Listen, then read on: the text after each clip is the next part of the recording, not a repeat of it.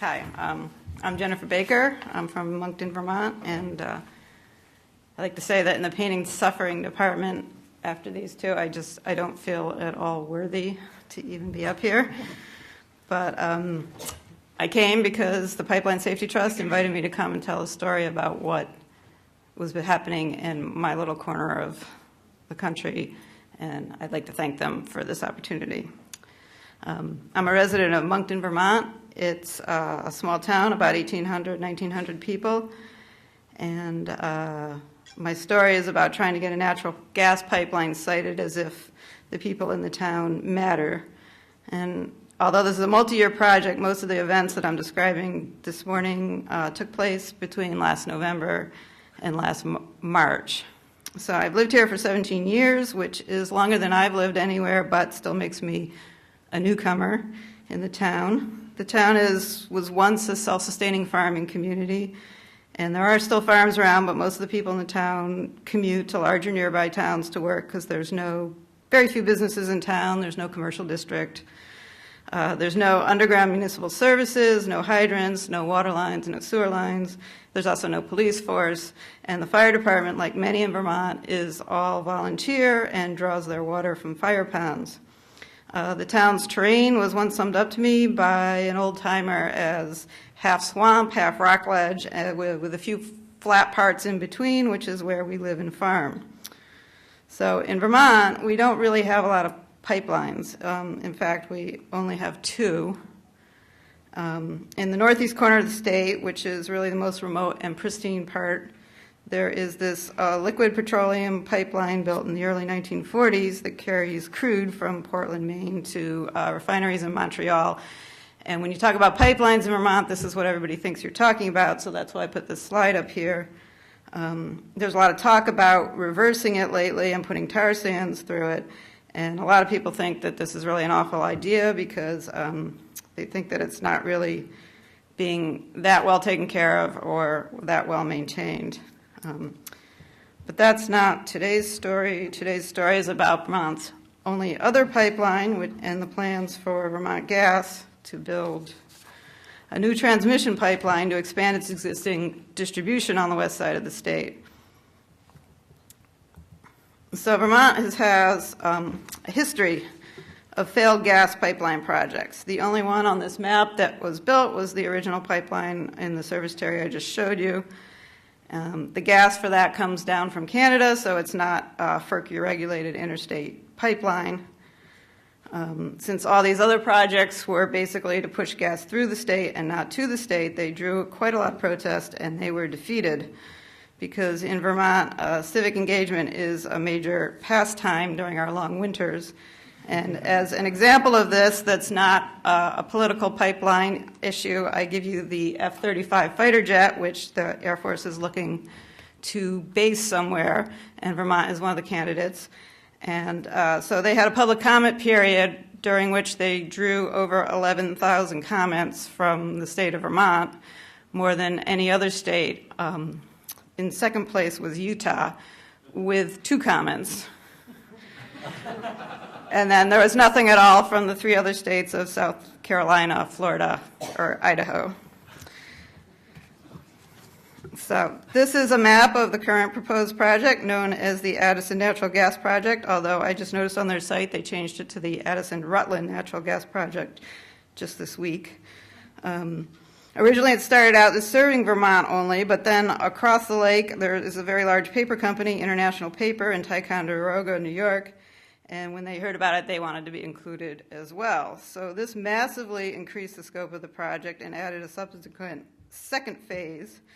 And that phase is dedicated exclusively to bringing gas to IP. This increased the quantity of gas, and now 70% of the entire gas volume of the project is actually going to IP, and it will be by far Vermont Gas's largest customer. So I first heard about this project last November when I got an urgent call from one of my neighbors telling me to go to a select board meeting to hear about how they were going to, quote, dig up our whole street and cut down all of our trees. So the first anyone seemed to know about this project was when this map showed up at the town hall. and was sent to the Select Board and the Planning Commission. Neither of them had any idea what they were supposed to do with it. It just came with a very boring form letter that didn't have a whole lot of information. And in fact, I went to a Planning Commission meeting 3 weeks later, and the envelope was still unopened, and they just didn't know that they were supposed to review it and respond with comments. So, I mean, I didn't even know what a transmission pipe even was, and so trying to find that out is what led me to the Pipeline Safety Trust webpage, and where I first contacted Rebecca, and I was also put in touch with Ned Smith of Vermonters for a Clean Environment, who was one of the organizers on some of those previous failed pipeline projects that I just showed you. So this is not really how the system was supposed to work. Vermont Gas filed this document with the PSB, the Public Service Board, showing that they had all this outreach done, but really if you plow through this report, you find that mostly they were using it to sell gas to future customers, and it didn't include any of the towns on the route as any of the stakeholders. And there were environmental groups that participated that were so dissatisfied that they sent them a letter asking them to stop using their name as part of the stakeholders, since they didn't listen to anything that they said. One of the meetings in this so-called outreach meetings was held 30 miles away and was so poorly publicized that nobody showed up to it. And at another meeting, the Vermont Gas rep referred to the pipeline as the Interstate 89 for gas. And so you can imagine why I wouldn't be terribly pleased to hear about how they were going to put their brand new shiny Interstate 89 for gas right in my front yard under my bedroom window. So this is a map of Monkton. The yellow line on this map is the 115 kilovolt electric utility corridor that already runs through town. And it is owned by a large consortium of the state electrical utilities called Velco.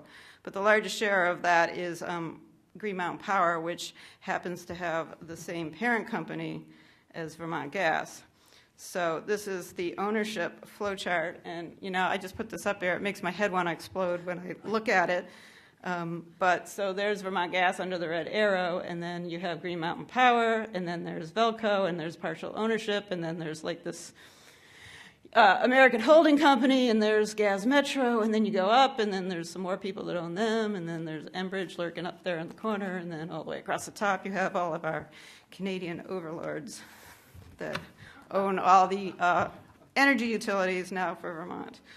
So, and when I look at this, I just think, where does the buck stop? Where's the accountability if there's some major incident? And this is something that's certainly on the minds of people in Vermont after the the rail disaster, where in Quebec, where a week after it happened, the company filed for bankruptcy protection. So, as I said, the yellow line on the map represents the Velco corridor, and the red line is the proposed route that they want to do, which is down the road through the middle of town. So if you look at this map and you think, why is it there and not there, that's pretty much the same thought that the rest of us had in the town. And Rebecca, of course, knew the answer, and it was to avoid having to get a federal wetlands permit. And also they had trouble with landowners not letting them on their property because they were sort of suspicious of the whole thing.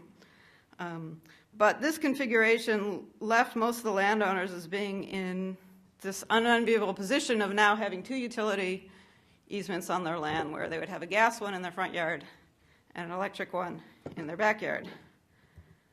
So this is that same Google Earth view with the National Wetlands Inventory overlaid it, and you can see there's the wetland they're trying to avoid.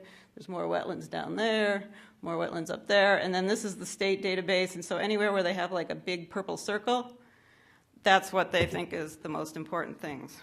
So that's what they're trying to avoid for sensitive areas.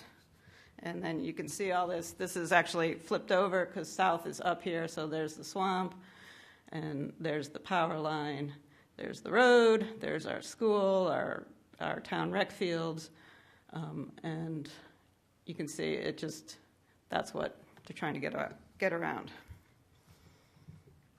So one of the things that became apparent to me is that in citing these pipelines, there's this range of rules and obstacles that they're trying to avoid, both to reduce their costs, but also to reduce permitting burdens.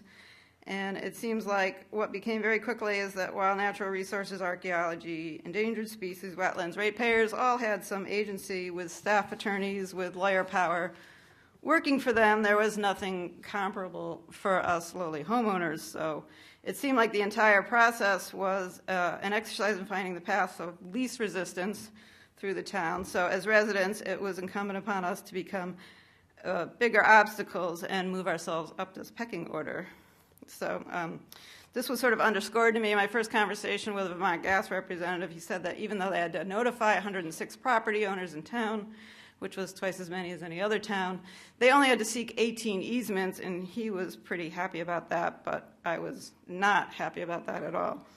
So what followed became this all-out effort to make ourselves into a bigger obstacle. We started with a petition to our select board. You don't really have to read it. It just says we're mad as hell. And we got everyone to sign that, and since this seemed to be a permitting battle, we had the select board held the power to deny road permits, so we asked them to use our only real leverage for that is our only real leverage. So they wrote a letter saying they wanted it 300 feet from everybody's homes and wells. Yes. 2 minutes? Oh, God. All right, so along with the petition,